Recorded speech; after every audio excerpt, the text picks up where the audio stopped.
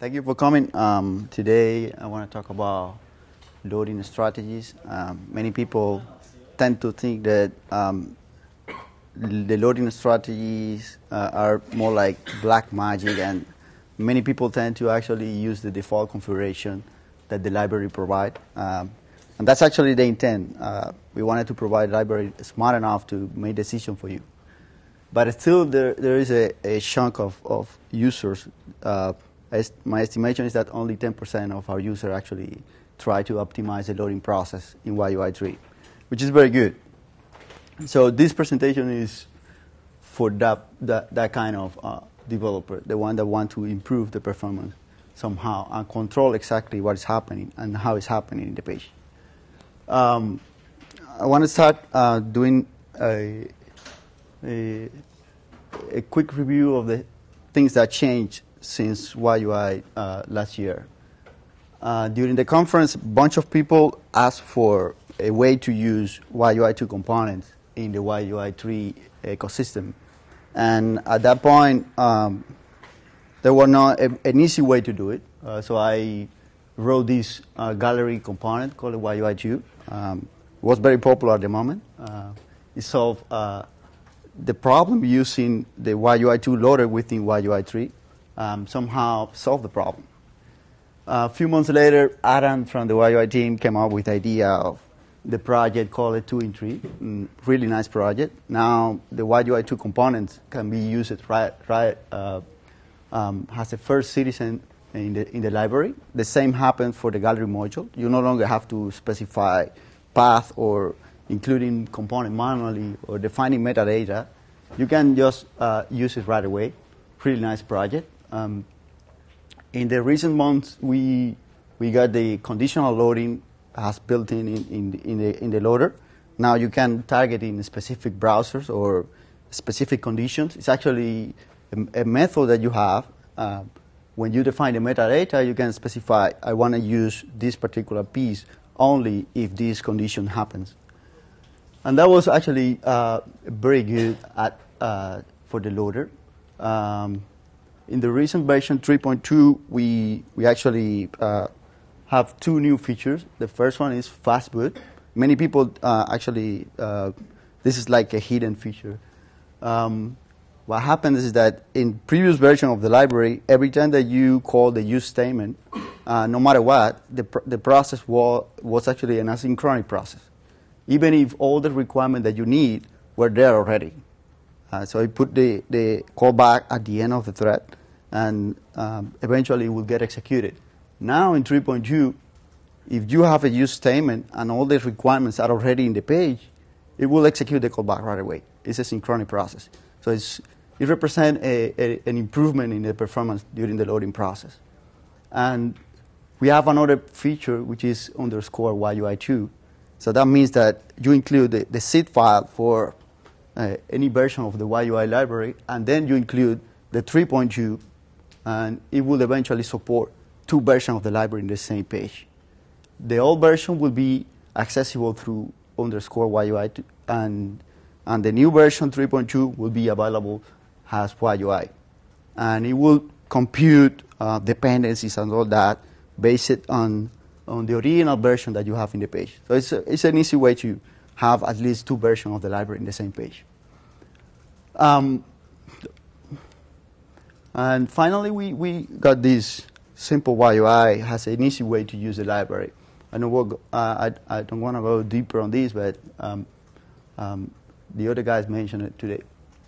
So that's pretty much what I wanted to cover from last year to this year. I have pretty heavy presentation, bunch of code, unfortunately. I apologize for that. So I will try to rush out through the slides. So we all know that this is the fastest page that we can create. It's a simple HTML, no CSS, no JavaScript. That's not enough for us. So we have to put a bunch of stuff. So at the beginning, when YUI 2 came up, all the examples that we have in the library and all that, we started using the library, including a bunch of links for all the CSS requirements, the CSS foundation, the tab view in this particular example, because we wanted to use a tab view component. So we have to include the CSS for the tab view. And all the components that are needed to render that tab view, like the core library plus the tab view. And that was the way that we started using the library back in the days. Then we learned that moving those scripts to the bottom of the page actually improved the performance. And the user per section of the page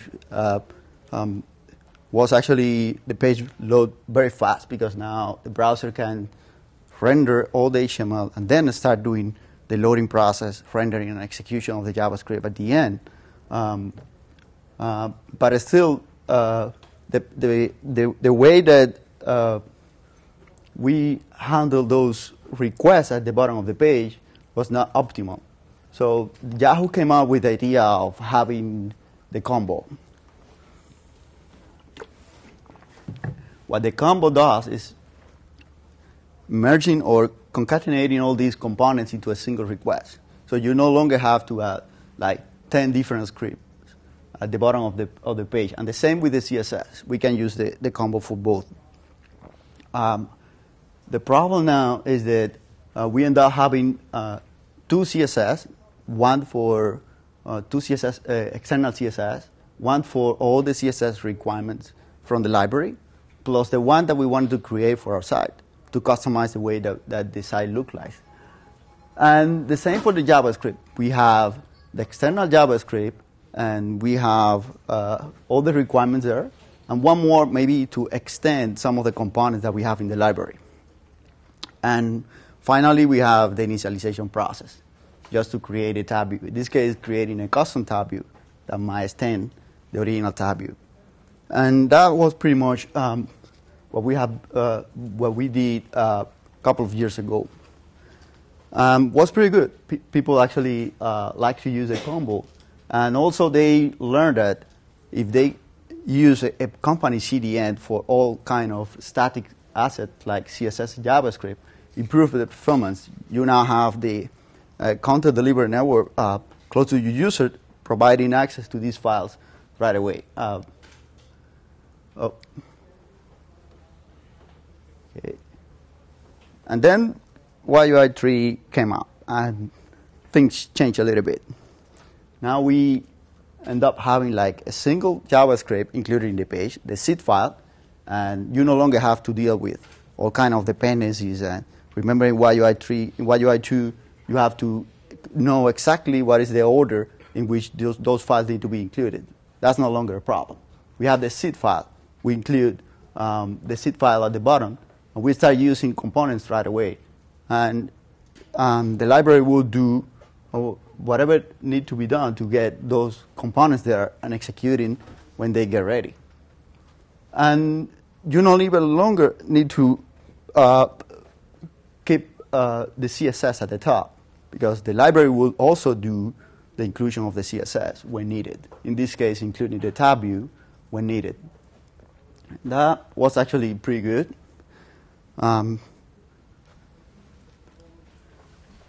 But still, we have some limitation today. That's the same structure that we use today. And we have two main limitations. The first one is concurrent loading. There is no way to make two use statement and get both requests at the same time to get those components in the page. I will go deeper on this. And we don't have a way to do queuing and aggregation. And I will talk also a little bit more about that one. So basically what happens is that if you have two use statements in the page, the way it works today, I add actually an application JavaScript there to make it more realistic.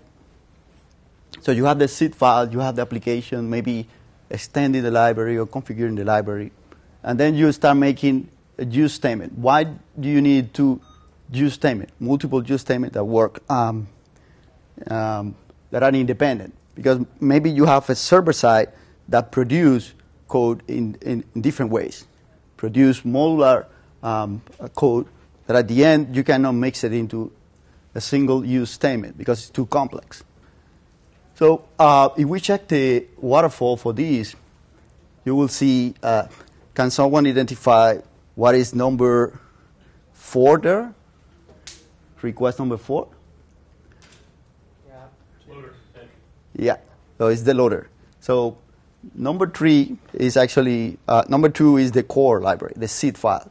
Number 3 is the app that we had right there. And number 4 is actually the loader that we need to load in order to identify or to know exactly the dependency tree.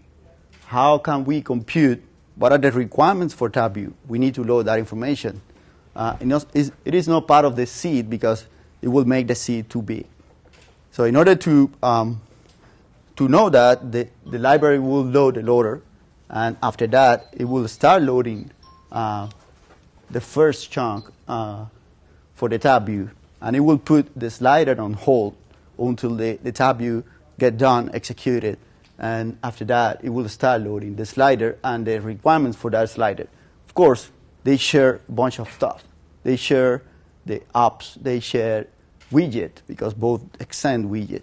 So at the end, what happened is that we have to wait a long time to get the slider done, executed in that page. And that was a problem, and people start complaining about this. So I wanted to go into the strategies that I want to cover today. The first one is a static combo strategy. So we learned that with the release of the YUI loader in PHP, we now have the ability to host or to have a combo in our CDN, in our company CDN. And that means that now you should be able to produce your own code in the same structure that we produce the YUI core or the gallery. And you can host it in your CDN, and you can use the combo to combine that with your own scripts.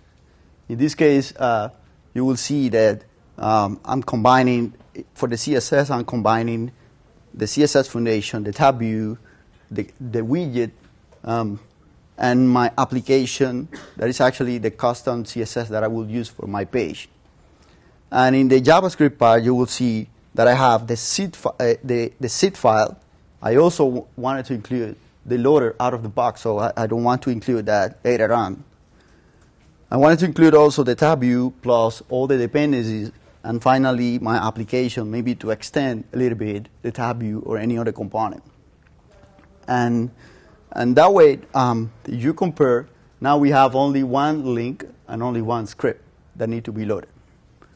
There is one more thing about this. The YUI config. How many of you have ever used YUI config global object? Cool. Many people is using it. That's good. So the YUI config is a global object that every time you create a new instance, the system will look into that object. If that object exists, it will grab some stuff from there. And it will provide a way to access to data that you can have there. But you can tweak the library to be in debug mode or to use a different CDN and all that. And the other piece is the init JavaScript that you see at the bottom. As you can see there, this will be executed after all the other stuff. And this is what I call data-driven initialization routine. So you no longer have to have like a bunch of JavaScript generated by PHP, because PHP doesn't have a very good job generating JavaScript. So you don't have to have all that static code at the bottom of the page to do all kind of routine to initialize your application. If you have JavaScript, that should be a static content and should go into CDN instead of generating that using PHP or any other language. And using data-driven initialization routine allows you to, let me get back, allow you to print out all the data that you will need during the initialization process as part of the YUI config inline script. And then later on in your initialization, what you do, you just check for some variables that are always available through y.config.app, because we define app as part of the YUI config. And you have a way to start initializing pieces in your application. And now all the JavaScript code that you really use is part of the CDN static content. So Then we learned that applying some kind of build.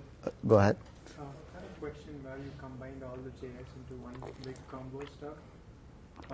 So you had YUI seed and the two slides.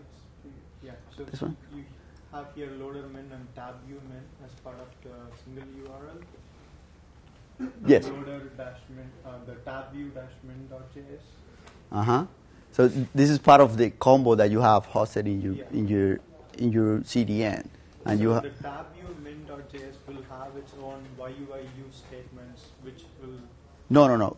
The only thing that we have in those JavaScript are probably YUI.add to add the module into the registry. It's just the same content that we have in the YUI today, the YUI library today. It's the same. The only piece of JavaScript that use the use statement, the YUI use statement, is the init. That's responsible for doing some kind of initialization in the application. All the other stuff are just regular module that we wanted to register in the page. Okay, so the tab view min contains everything it depends on. Yes. Okay. So actually, we should have all of them. Yeah. I put plus other dependencies, but tab view depends on widget and all that should be part of that URL. Okay. So, okay. So we learned that actually Ross was mentioning on Monday that having very big URLs generated by the combo, or when you generate the combo, if you have pretty big URLs, you will be running into some kind of crazy problems. So the rollout is a solution for that.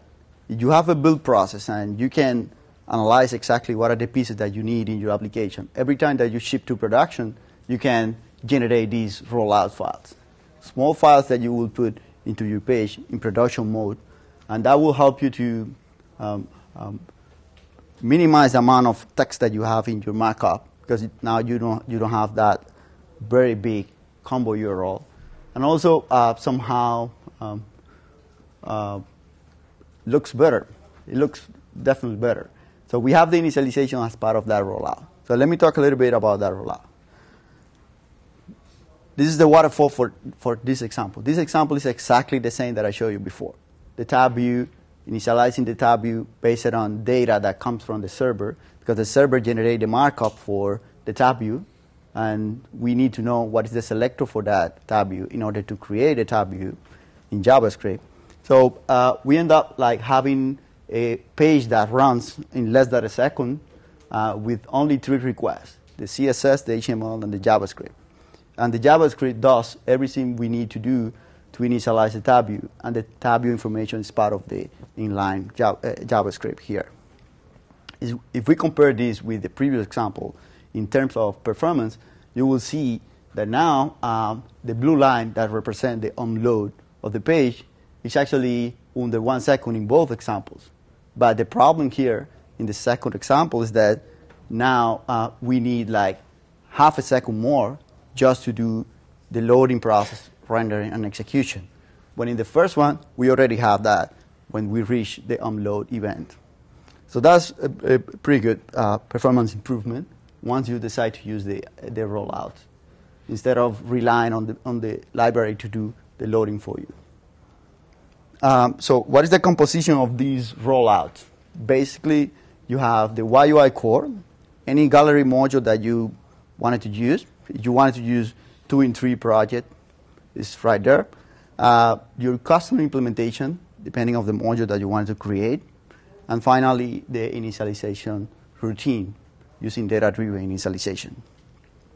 The problem with the rollout is that if you have a big rollout, it will take more time to download. Maybe it will push the unload event a little bit. But also, it can potentially freeze the browser. Because if you have a very big chunk of JavaScript to render that, you potentially stop the rendering process in IE, and you will get the nasty message in IE or any other browser. So that was a problem. That can be a problem. But I will address that later on. So I keep I want to keep talking about rollouts. How you can create a rollout today? Well, simple YUI is a rollout. What the YUI team did, they create a simple module. You can see it in the source code in Git. And they just have like a simple routine to get those pieces, put it all together, and at the end, adding this simple JavaScript just to do the initialization with all the modules that we have there. So that's a simple way to do rollout. Of course, there are many, many different ways to do that. This is the script that they have just to execute a concat all the files into a single one. You have a different build process. It's actually easier to have a different kind of script to find out that. Remember that we have all the metadata information about modules into the source. You can look into the source. There is a folder called meta. And in that folder, you will see all the data related with the structure, the dependency structure between different modules. So in theory, you can go there, create a script, and generate your rollout depending on the tool that you want to use for that. So it's easy. It's not that complex. So I wanted to talk about interactivity core, the concept behind interactivity core and lazy components.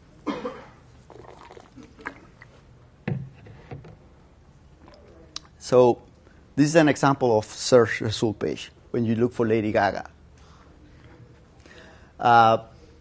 We have many different modules that could be potentially dynamic module that we can load later on instead of loading upfront to improve the performance. We don't need to know what exactly we need to have all these tabs right there ready. Maybe we will delegate that to load it later on. But we know exactly what are the elements that the user can start clicking on, interacting with. And that somehow defines the concept of interactivity core. The interactivity core is actually the scripts that you will need to load and execute in the page to guarantee that somehow the user can start interacting with any element in the page. That's what we wanted to define. So once you get into that point and once you define exactly what is the interactivity core of your application, you should be able to start making decision of moving components to lazy mode or using components as part of your interactivity core block. And that eventually will help you to reduce the rollout, the application rollout, because now you know exactly what you need there, and you know exactly what can be delegated to the lazy mode. To delegate components to lazy mode is really easy. You can rely on the loader to do that, or you can create rollouts for that too. So you could create rollouts. In this case, we have two rollouts, maybe two balanced files around the same size for them, and load it in parallel using the get utility directly. And they include all the requirements for all the components that we wanted to put in lazy mode, plus the initialization for every component. So that will help eventually for production. This is an example of the waterfall for search today, one of the pages in search. You will see we have the core, very small core. This is the application rollout that we use today. And all the other components are actually in lazy mode. All of them are on the same side, loaded at the same time, so in parallel. And that actually improves the performance a lot, because now with the application core, we guarantee that the user can start clicking everywhere. At least we have something to handle that action. And we are loading components on demand later on, after we get the first chunk. So I show you how to do parallel for lazy component, but I wanted to go deeper on parallel than load. Getting back to the example that I showed you before. This is a regular example. Two rollouts, one for CSS, one for JavaScript. The YUI config with the tab view information that comes from the server. If I want to, let me get back. Right here we have maybe few milliseconds between the body when the browser starts rendering the body and when the browser gets our script ready. That could be potentially more than a second. And that's the time that we wanted to address with the parallel download. We believe we can somehow get the rollout early. And if we get the rollout early, we can execute it early. And our user will get eventually a better user experience. But we wanted to do it without actually compromising the dump ready and unload ready. We know that if we put the script at the top, then what happens is that the browser holds the render process for a while until all the script get executed and all that. And that's what, and we don't want to get that experience. We wanted to make sure that we don't block those, even the render process. So this could be a potential ideal solution. Again, this is an ideal solution. This is not something that we can get today. But this is what we are looking for. We are looking for moving that application rollout that we have at the end of the body and put it early into the loading queue. So eventually we will get it early and we can get executed early without blocking the blue line, which is the unload. If we can get that, definitely our page will get rendered faster and our user will be able to start clicking faster. So that's what we wanted to get. The problem with that is that today we have a way to inject scripts in the page without blocking the render process. We know that. Smart people find out that injecting that in the header using a dynamic script, it doesn't block the render process. But it does block the unload because the browser knows that something is going on. There's something being loading. So it will block the unload until it will keep spinning a little bit until the script get loaded and rendered. And that's a problem because the perception from a user will be there's something going on here, still loading. So there are three challenges related with that example that I showed you. So anybody to understand what happened here?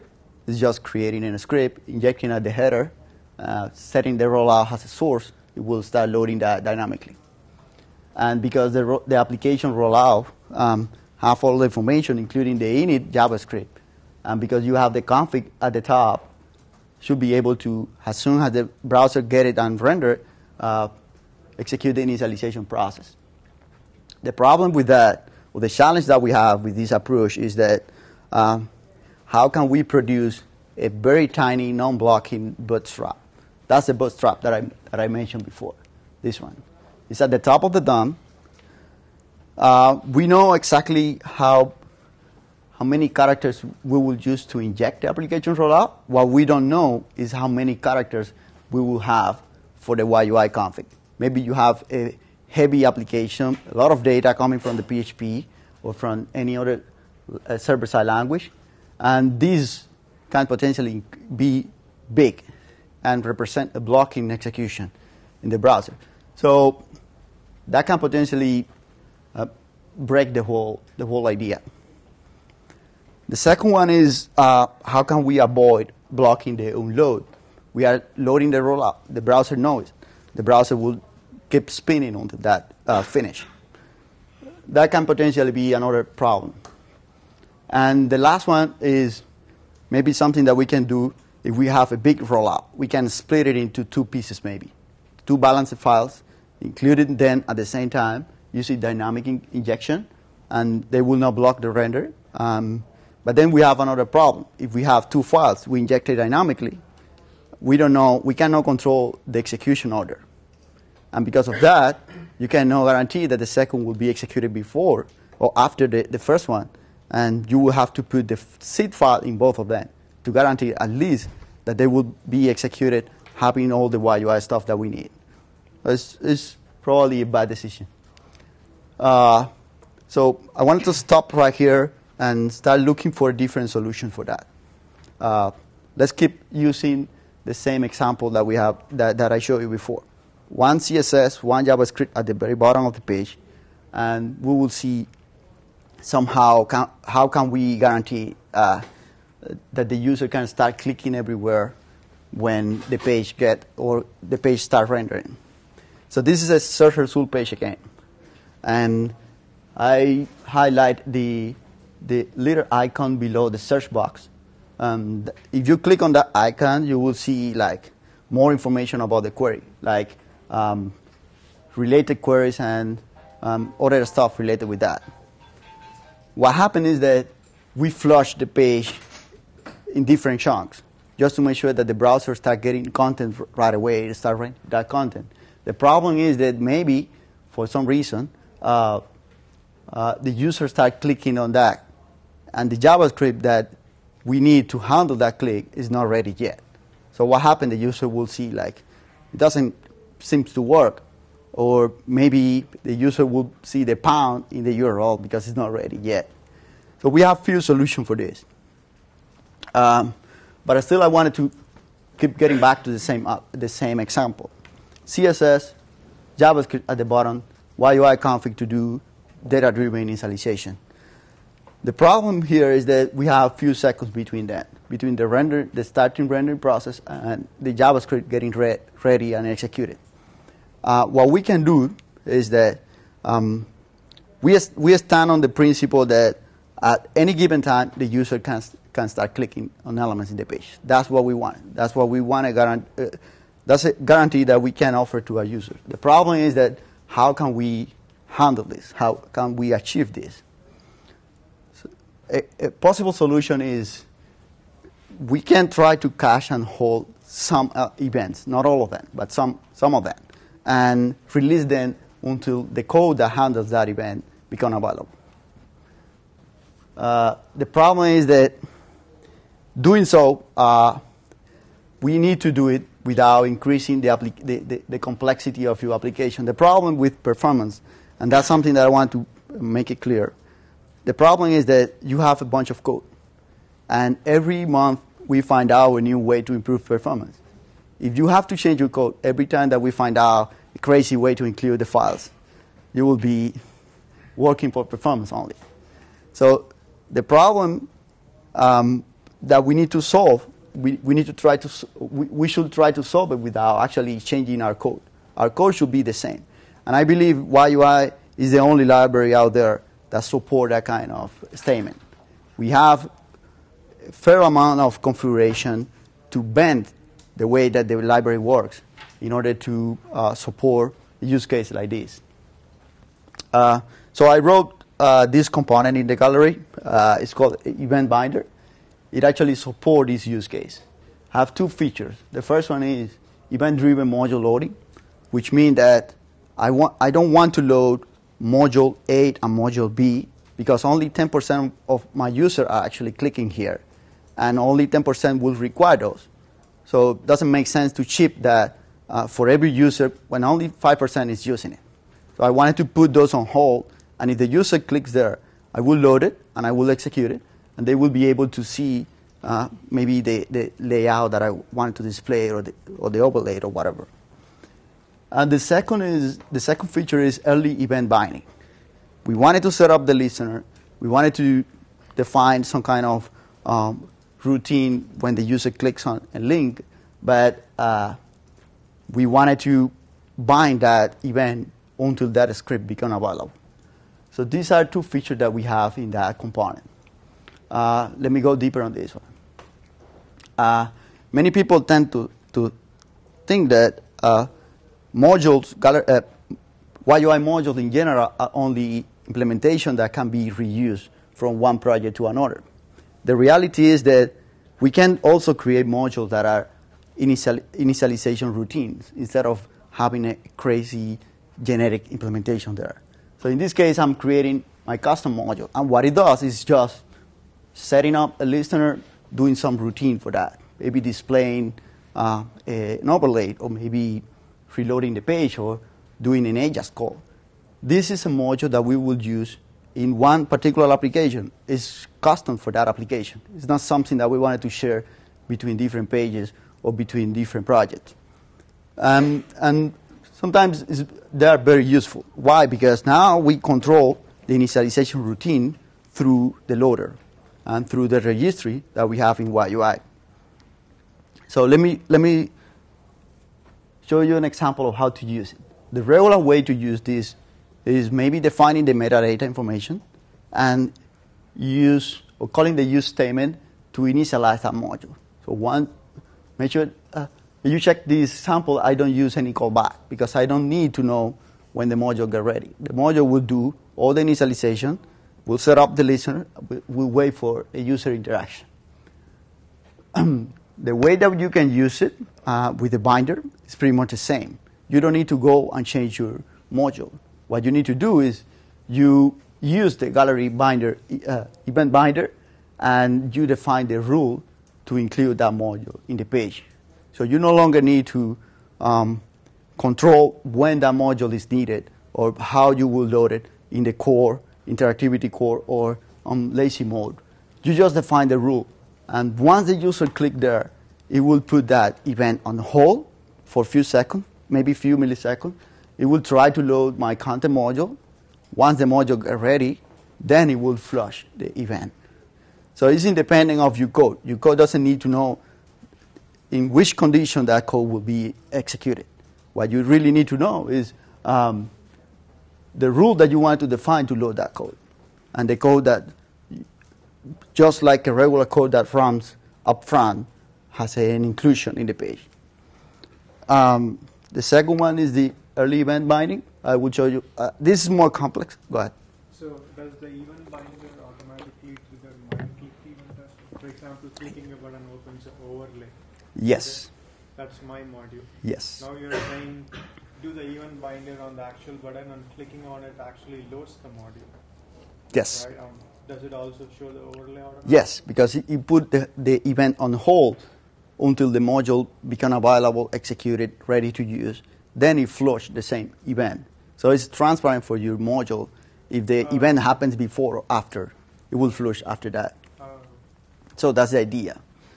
So early event binding is a little bit more complicated because now we wanted to have a routine, an initialization routine that set up the listeners, but we don't know what happened before that initialization routine get executed. So you will have to include a binder in your statement, and you have to flush the clicks. The problem is that the browser doesn't provide any API.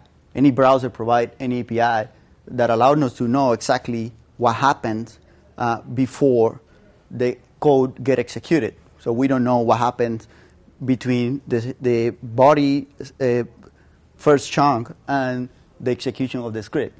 So it's quite difficult to control that. So that's why you need to, at the top of the body, before rendering anything, you have to include the event binder configuration as part of the YUI config object. And at the same time, you have to define what are the type of events that you wanted to listen for. In this case, listen for clicks. It's a little more complicated. You can have multiple rules there to only hold, for example, clicks that happens on anchors that have the class lazy, for example. That's what the guys from Facebook are doing today. But it's pretty much the same that the other example. And you can combine both of them in order to control all the user interaction through the timeline. The iframe strategy, I really like this one. So sometimes we have what we call plug-and-play widgets.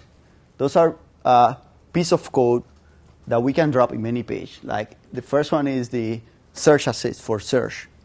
Once you start typing the query, you see some suggestion there. That one is the context shortcut.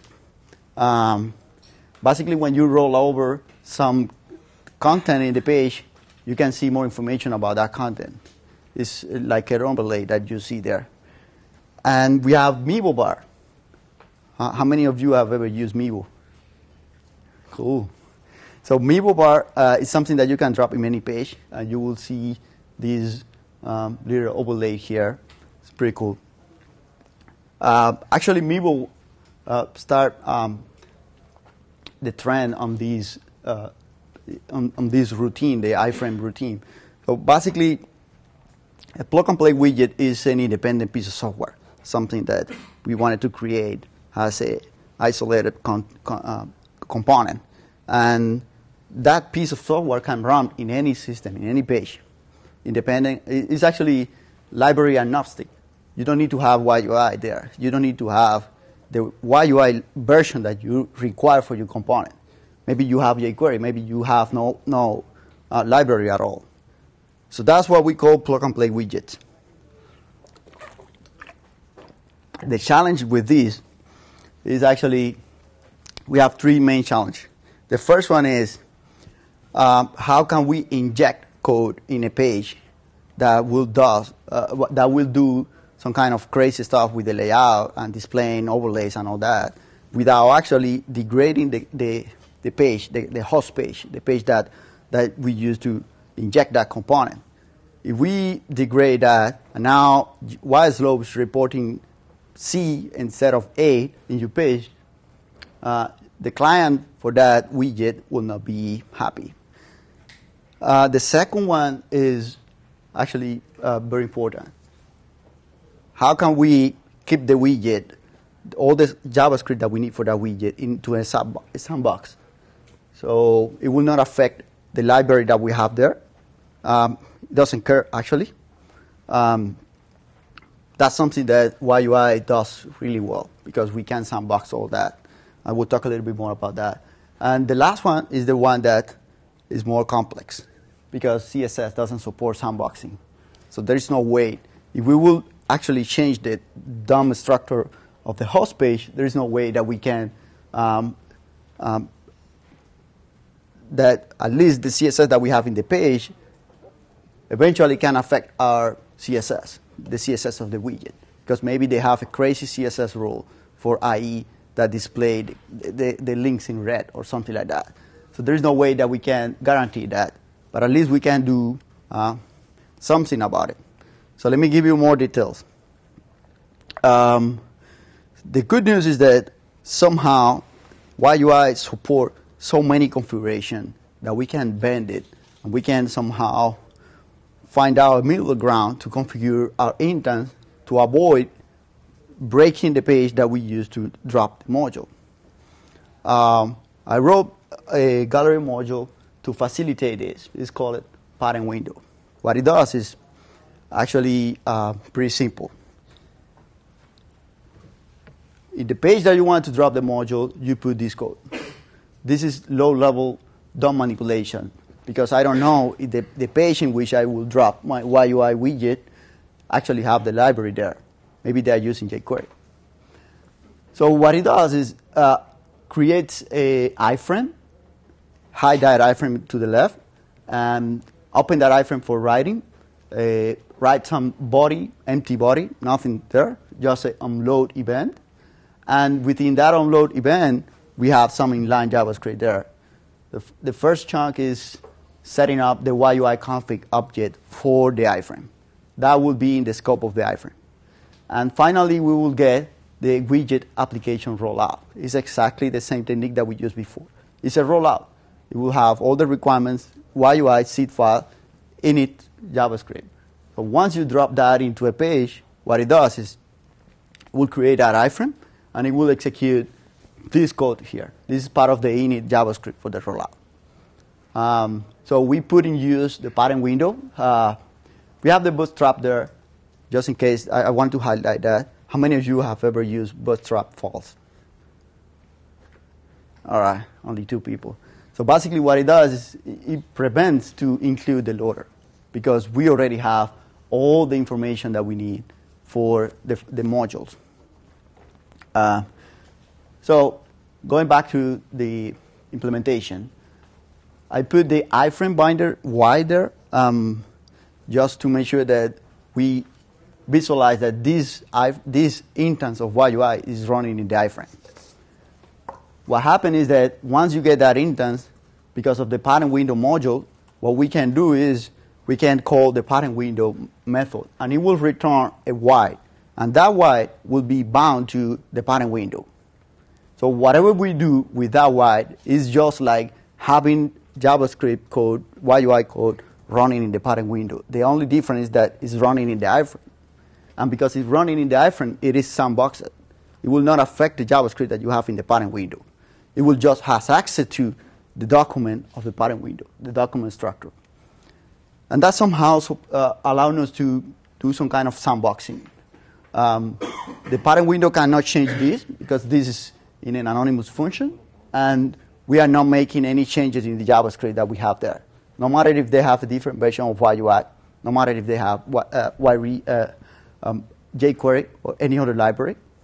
So I think this is pretty cool to implement and is actually very useful for that particular use case, having plug-and-play widget that you can drop in any page based on YUI.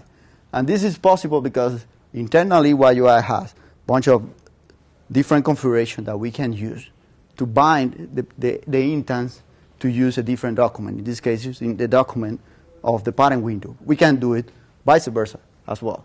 So we can have the parent window having this code, creating an instance that will run into an iframe, controlling only the iframe content. And that's what Dave does with the editor. He has that feature. It's part of the core library, actually. So after this talk, make sure that you check your modules in the gallery. I run a grep, and I see a bunch of modules that are actually using document and window. So make sure that you change it and just start using this, because that's the only way that we can guarantee that the library can bind the configuration to use a different document. So make sure that you clean that up. So I wanted to give you one more thing. It's like a mental note. This maybe could be a potential solution for all our problems, or at least the problem that we have today. What if we have a very tiny piece of inline JavaScript at the top of the DOM, and this JavaScript is responsible for doing event binding if we need it, preloading if we need it. I will talk about preloading if I get a time. The iframe injection, if you have any plug-and-play widget that you can inject there, and maybe doing the bootstrap just to make sure that you include the application rollout at the end of that routine. So that can potentially help you to improve the performance. You don't need to change your code to do that. So maybe we can evaluate this, and I'm pretty sure that some people are already doing it and getting some metrics and see the numbers to see if that works or not. And the good news is that you don't necessarily have to have the YUI config at the top of the DOM, because what you can do is you can hold any kind of initialization routine until the DOM ready get executed. And because you have an inline at the bottom of the DOM, the DOM ready will guarantee that this file, this global variable is already executed and ready to be used. So after DOM ready, any YUI use statement that you execute will have access to this variable. So that might be a solution for some of our problems. So I wanted to give you a few more bullets here. Some of the things that we have learned with the time. So make sure that you optimize only if that optimization doesn't require any change in your architecture, in your structure, in your code. Because if you have to change that, as I mentioned before, you will end up changing your code every month. So make sure that you only apply any kind of configuration to optimize the loading process if you don't have to necessarily change your code. The second one is that granularity is good for optimization, definitely.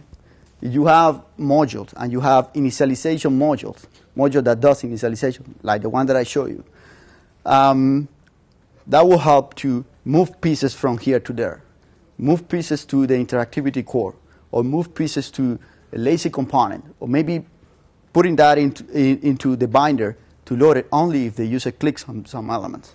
That will help you a lot. So having granularity is critical here. I was talking to John yesterday, and I actually mentioned that you have a piece of JavaScript that takes more than what I can see in my display. You might be ready to refactor that piece. So let's try to keep it simple, keep it smaller, so you can move it around. Rollout. They can potentially help you to control what is happening, control the loading, control the way that the library will execute pieces. So make sure that you check that out. It's not that hard to put in place a build process that generate those rollout for you.